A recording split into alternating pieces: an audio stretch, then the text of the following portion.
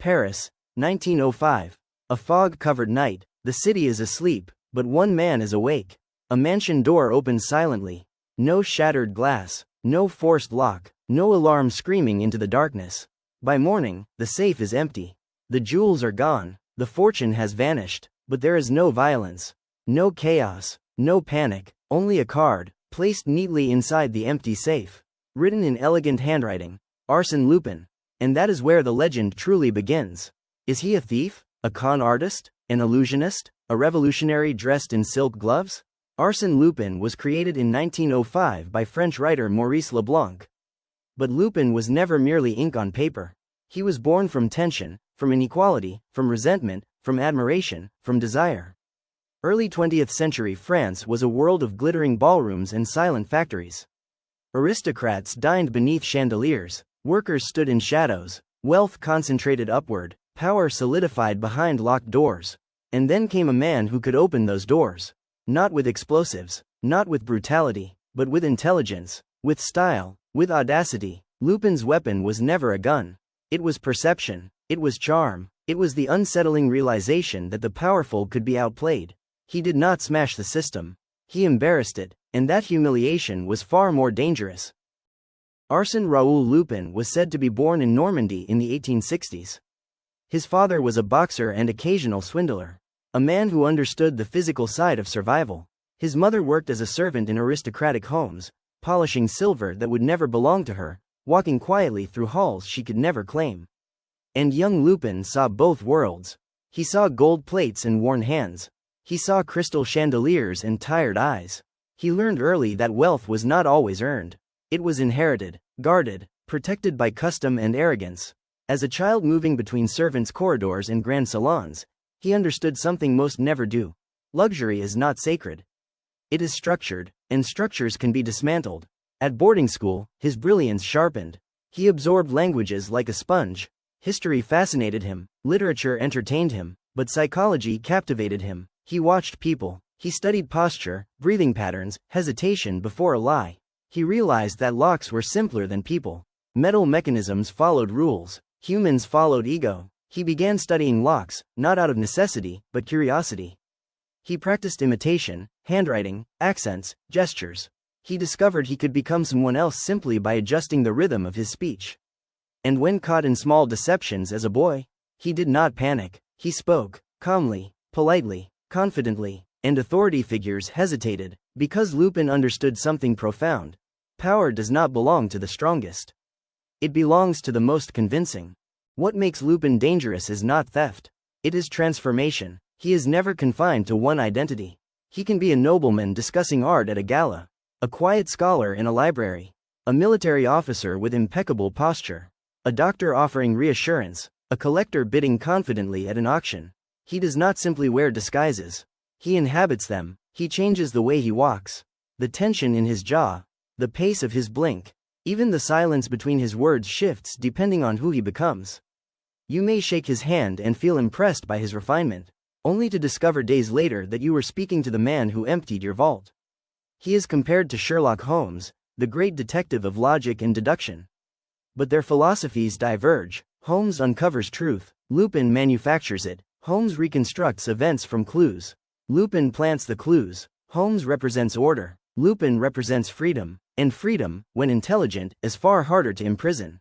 Lupin does not steal indiscriminately. He selects. His targets are rarely random. They are powerful, arrogant, corrupt, or complacent. Men who believe their wealth shields them from consequence. Sometimes he sends advance notice. A letter. A promise. On this date, I will remove the necklace from your safe.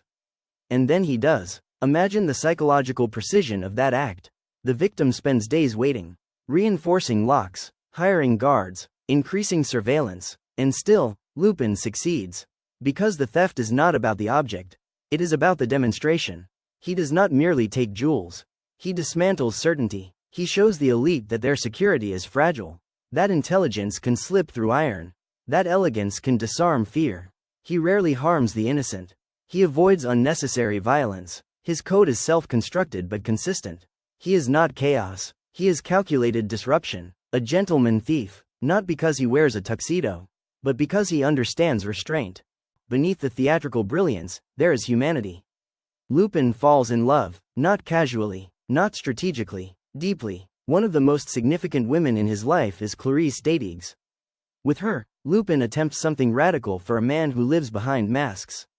Stability. He marries. He becomes a father. Yes, the legendary thief has a son, Jean, and this is where the myth fractures. Because Lupin, master of escape, strategist of every move, cannot escape tragedy. Jean dies. The details differ across interpretations, but the emotional impact remains consistent. Lupin cannot outwit death. He cannot negotiate with fate. And this loss transforms him. After that moment, the playful undertone shifts. The wit remains, but it carries weight. The charm persists, but it is edged with sorrow. He can steal diamonds, but he cannot steal back time. He can forge identities, but he cannot rewrite destiny. Perhaps this is his quiet punishment. A man who can be anyone cannot protect the one person who mattered most. When Lupin crosses paths with Sherlock Holmes, the encounter becomes symbolic. It is not simply detective versus criminal. It is worldview versus worldview. Holmes believes that logic restores order. Lupin believes that order is often an illusion. Holmes traces footprints. Lupin decides where those footprints appear. In one story, Lupin is imprisoned. At first glance, it appears to be defeat. But prison becomes stagecraft, preparation. He studies the guards, the routines, the architecture, the psychology of confinement, and then, he escapes. Not with brute force, but with planning, with patience, with a smile. Because Lupin understands narrative. If you control perception, you control outcome. And sometimes, the greatest trick is allowing your opponent to believe they have won. Arsène Lupin is more than a fictional thief. He is commentary. In a society strained by inequality, he becomes symbolic justice. Not through violence, but humiliation of arrogance. He exposes how fragile power truly is.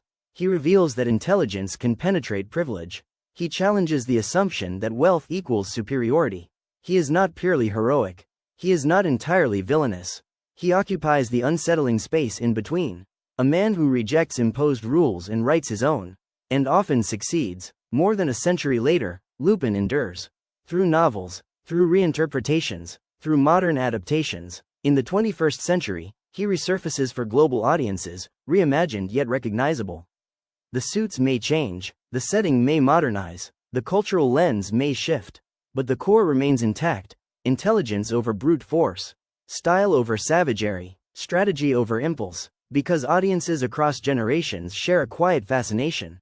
We are drawn to those who challenge power without becoming monstrous. We admire the mind that can dismantle authority with precision. We are intrigued by someone who steps outside the system and wins. So what is Arsène Lupin, truly? A criminal? A genius? A romantic ideal? Or a mirror reflecting society's hidden desires? Perhaps he survives not because he steals, but because he reveals. He reveals corruption beneath respectability, fragility beneath wealth, fear beneath authority. He demonstrates that identity is fluid. That charm can destabilize certainty. That intelligence can undermine control. And now, consider this. If Arsène Lupin existed today, in a world of digital surveillance, biometric locks, global databases, would he disappear? Or would he adapt? Would you try to arrest him? Or would you secretly admire him? Maybe the reason we remain fascinated is not because he breaks the law, but because he breaks the illusion. The illusion that the powerful are untouchable. The illusion that control is absolute. The illusion that identity is fixed. And that is far more dangerous than theft.